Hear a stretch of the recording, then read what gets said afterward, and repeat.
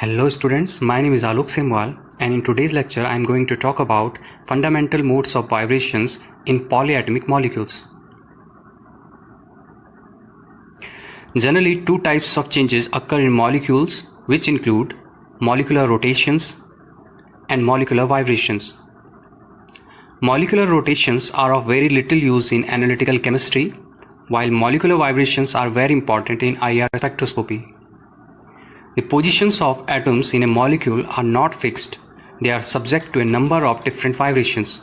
These are known as molecular vibrations. Infrared radiation is largely thermal energy. It induces stronger molecular vibrations in covalent bonds, which can be understood by following example. Consider this spring holding two masses as bond holding two atoms. As we already know that specific bonds absorbs and respond to specific frequency, and this causes change in their bond length. Change in bond length generates vibrational modes. In this picture, stretching mode is due to increase in bond length and compression mode due to reduction in bond length. Combinedly, they are showing molecular vibration. So we can consider this fact that positions of atoms in a molecule are not fixed. They are subject to a number of different vibrations. Vibrations fall into two main categories: stretching and bending. Stretching causes change in bond length, while bending causes change in angle between two bonds. Types of molecular vibrations. Stretching. In stretching vibrations, the bond length increases and decreases at regular intervals. There are two types of stretching vibrations: symmetrical and asymmetrical. In symmetric stretching, bond length increases or decreases symmetrically, while in asymmetric, length of one bond increases and the other one decreases. Second type of vibration is bending vibration. Bending vibrations are also called as deformation vibrations.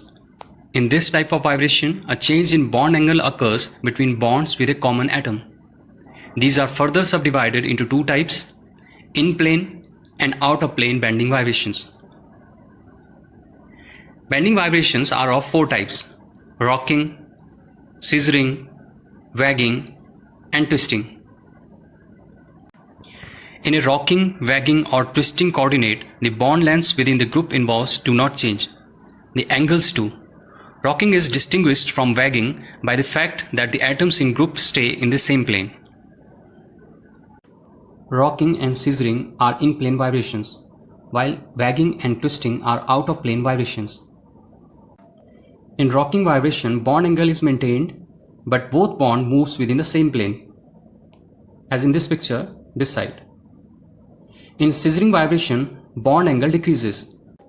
In wagging vibration, both atoms move one side of the plane. As we can consider in this example, both atoms are coming towards us. Twisting vibration, in which one atom is above the plane and other is below the plane. As in this example, one atom is coming near to us, while the second atom is far away from us. Next is vibrations of polyatomic molecules. A diatomic has obviously one type of vibration, but in case of polyatomic molecules, the scenario changes completely. So here, one question arises: how many different ways can a larger molecule vibrate? For this, consider a collection of n atoms with no bonding between them. Each atom has 3 degrees of freedom corresponding to movement in x, y, and z direction. Like following atoms. These atoms are having 3n degrees of freedom for n atoms. Now join the atoms by bonds. It will generate two types of molecules: non-linear molecule and linear molecule. And because of this, the movement will be restricted. So in case of non-linear molecule, atoms will move along x, y, and z.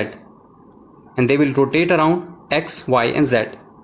So there will be 3 translations along x, y, z, 3 rotations about x, y, z, and 3n minus 6 vibrations, where 3n is degrees of freedom. For example, water molecule contains 3 atoms. so has 3n minus 6 vibrations.